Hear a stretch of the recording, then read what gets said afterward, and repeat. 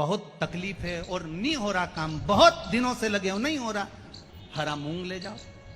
मूंग के दाने तो रहते हैं घर में, केवल 31 मूंग के दाने लेकर जाइए, 31 चावल के दाने लेकर जाइए और 31 ही बेलपत्र लेकर जाइए। जिस दिन सोमवार की अष्टमी हो, कौन से दिन? सोमवार की अष्टमी हो, उस दिन शंकर जी के मंदिर में जाओ, 3 चीज लेकर जाओ, मूंग के दाने, चावल, बेलपत्र। चावल जो 31 लेकर गए हो, अपनी कामना कर कर शंकर जी की देहली पर रख दो, चौखट पर, कहीं पर भी एकांत में उसको रख दिए। मूंग के जो दाने लेकर गए हो 31, वो नंदी के पास में, जो नंदी का पांव ऊंचा रहता है उस पांव के पास रख दीजिए। और जो 31 बेलपत्र लेकर गए हो, वो 31 बेलपत्र अशोक सुंदरी वाली जो जगह है, आपको पहले बताया है कथा में, अशोक सुंदरी जी का स्थान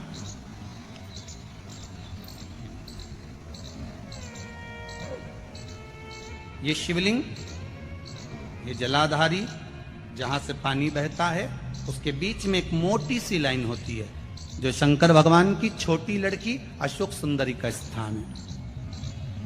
शिव जी के 13 बच्चे हैं, 13 बच्चे में सबसे छोटी लड़की अशोक सुंदरी यहीं पर विराजमान होती है, जहां से पानी नीचे गिरता है। प्रत्येक शिवलिंग के सामने एक मोटी सी लाइन होगी, उस मोटी सी जो लाइन है अशोक सुंदरी, वहां पर जो 31 बेलपत्र लेकर गए हो, अपनी कामना कर कर पीला चंदन, लाल चंदन लगाकर उस पर समर्पित करते जाओ। उसकी डंडी जहां से पानी बहता है उस ओर होना चाहिए। आप निवेदन कर कर देखो, एक सोमवार की अष्टमी पर कर कर देखना, दूसरी सोमवार की अष्टमी आएगी, अपने आप आपका काम हो गया होगा। बाबा से निवेदन तो करो। सोमवार के अष्टमी के दिन अशोक सुंदरी वाली जगह, सबको मालूम है ना अशोक सुंदरी की जगह, अशोक सुंदरी वाली जगह पर 7 हल्दी की बिंदी रख दी जाए। लड़का लड़की जिसका विवाह नहीं हुआ उसका हाथ रख दिया जाए, और वही हाथ के छापे पीपल के वृक्ष पर 5 लगा दिए जाएं। महाराज 3 महीने में उसका विवाह पक्का हो जाता है। सोमवार की अष्टमी का इतना भाव है महाराज, सहज नहीं है सोमवार की अष्टमी। शिव और आद्य शक्ति का मिलन है सोमवार की अष्टमी। भगवान शंकर और पार्वती का मिलन। ऐसी कौन सी कामना है जो शिव पूर्ण नहीं करते? बस आपका विश्वास, आप उस पर भरोसा करना तो पूर्ण करना। पूर्ण भरोसा मतलब छोड़ दिया। पूर्ण भरोसा मतलब शंकर जी के मंदिर में नारियल नहीं फूटता, फूटता है क्या? नहीं, क्योंकि पूर्ण समर्पित होता है। शिव जी को आधा चावल का दाना भी नहीं चढ़ता, पूर्ण चढ़ाई है। शिव जी को आधा फल नहीं चढ़ता, पूर्ण चढ़ता है। श्रीफल भी चढ़ेगा तो पूर्ण चढ़ेगा। शंकर भगवान के पास में आधे का कोई काम नहीं है, उनको पूर्ण समर्पण चाहिए। आपका पूर्ण समर्पण अगर आप दोगे तो शिव उसको स्वीकार करेगा। हम तो कई बार आप लोगों को कथा में भी वर्णन करें, कभी मौका मिल जाए करें ना, तो सोमवार की जो अष्टमी होती है ना, प्रयास करना, कभी अगर मौका मिल जाए करे आप लोगों को, सोमवार की जो अष्टमी होती है, जिस लड़का लड़की का विवाह नहीं होता, जिसका मंगल पाणिग्रहण संस्कार नहीं होता, वो जो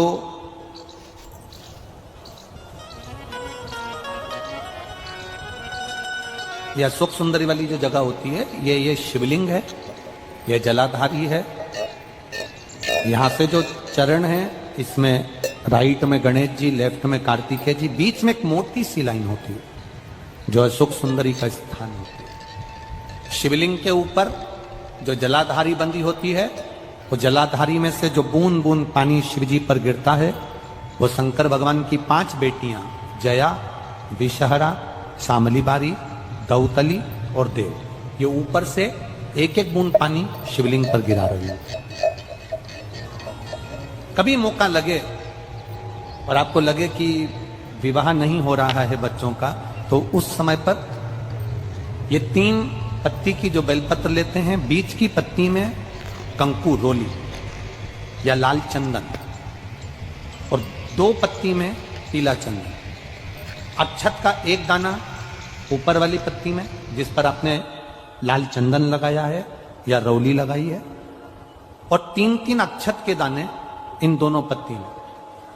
अपना स्मरण कर कर भगवान देवाधिदेव महादेव के सम्मुख में जो अशोक सुंदरी का स्थान है, सोमवार की अष्टमी के दिन इस बेलपत्र को डंडी का जो भाग है वो जहां से पानी बहकर जाता है उस ओर करते हुए इस बेलपत्र को अशोक सुंदरी वाली जगह पर समर्पित कर देना चाहिए और अपने हाथ का स्पर्श कर कर बाबा देवाधिदेव महादेव से प्रार्थना कर कर सोमवार की अष्टमी के दिन जो आ जाता है बाबा देवाधिदेव महादेव उसका मंगल विवाह शीघ्र ही करा देता है। यह अशोक सुंदरी का स्थान, यह अशोक सुंदरी की जगह जो है ना, स्थान जो है, यह कोई साधारण नहीं। और हम फिर कहेंगे, अगर सौभाग्यवती नारियों को हम तो स्मरण में उनके लाना चाहेंगे कि प्रयास करा करो, प्रयास करा करो कि सुहाग की सामग्री आप चुंदड़ी देते हो, चूड़ी देते हो, काजल देते हो, लाली देते हो, आप बहुत सारा सामान सुहाग का देते हो, हम मना नहीं करेंगे, पर प्रयास करा करो कि सुहाग की सामग्री कभी भी प्लास्टिक की डलिया में नहीं, बांस की टोकनी में रखकर देना चाहिए। और धतूरे का फूल,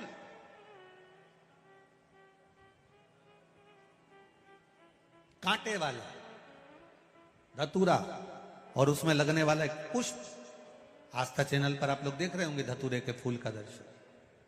धतूरा और धतूरे का पुष्प, छोटा सा पौधा है, ज्यादा बड़ा नहीं है, कांटा लग रहा है, धतूरा लग रहा है, और उसमें भी साधारण धतूरा नहीं, जिस धतूरे के नीचे की डंडी लाल कलर की होती है, अगर वो सोमवार की अष्टमी को देवाधिदेव महादेव को समर्पित करी जाती है तो उसके घर में कभी संपदा की कमी नहीं होती है।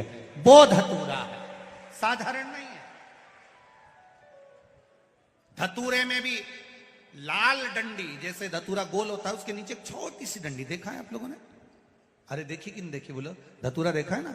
धतूरे के अंदर एक नीचे छोटी सी डंडी होती है, जब तोड़ोगे तो वो डंडी का कलर अगर लाल है, वो डंडी का कलर अगर लाल है, और कभी हम तो कहेंगे जैसे बड़ी बीमारी जिसको हो जाती है, लीवर, किडनी, कैंसर आदि आदि बड़ी बीमारियों से जो जूझ रहा होता है, प्रयास करो, प्रयास महामृत्युंजय का जाप कर कर, महामृत्युंजय का स्मरण कर कर, एक लाल डंडी का धतूरा प्रयास करना, एक धतूरा मिल जाए या 5 धतूरे मिल जाए किसी भी एकांतेश्वर महादेव पर, जो शिव मंदिर एकांत में हो, जहां कोई जाता आता नहीं हो। वैसे तो अब बहुत मुश्किल है कि ऐसा मंदिर मिल जाए जहां कोई जाता आता नहीं हो, पहले की बात दूसरी है, अब बात दूसरी है।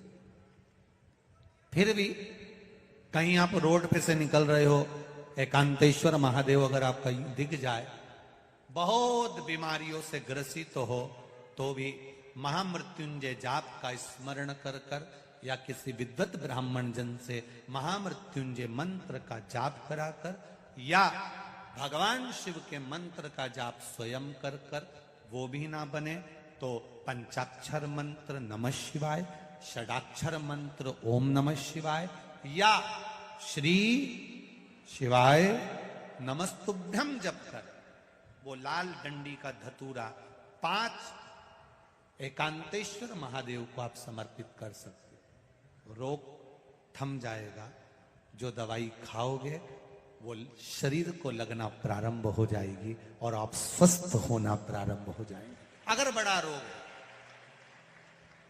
केवल सोमवार की अष्टमी पड़ने पर ही करना है। कौन से दिन करेंगे? जम के बोलिए जरा। सोमवार की अष्टमी पड़ने पर यह प्रयोग करें। और कहीं लग जाए आपकी जिंदगी में कि अब मेरा जीवन बहुत नरक सा निकल रहा है, बहुत कष्टमय निकल रहा है, ये बेलपत्री लेना, इस बेलपत्री के बीच वाले पत्ते पर पीला चंदन लगा लेना। कितना लगाना है?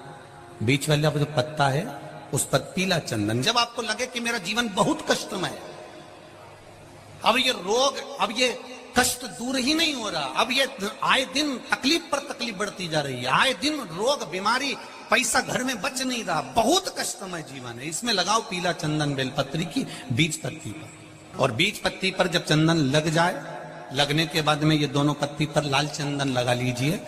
इन दोनों पत्ती के बीच में जो डंडी का भाग होती है, बीच वाली पत्ती है, ये जो बीच वाली पत्ती का जो भाग होता है, इस पत्ती के भाग में शहद का प्रयोग कर कर, यहां पीला चंदन, लाल चंदन, शहद का प्रयोग कर कर, इसी तरह से पकड़कर ये बेलपत्री की जो डंडी है वो अशुक सुंदरी पर जब आप समर्पित करें तो जहां से जल बहता है उस ओर पर इस पत्ती को चढ़ाकर केवल आपके हृदय की बात कहकर देवाधिदेव महादेव से कोई भी शिव जी का मंत्र, पंचाक्षर, नमः शिवाय, षडाक्षर, ओम नमः शिवाय, श्री शिवाय नमस्तुभ्यम, या महामृत्युंजय मंत्र, जो शिव का मंत्र हो आपके पास में, उसको बोलते हुए देवाधिदेव महादेव को धीरे धीरे जल की धार चढ़ाना प्रारंभ करो।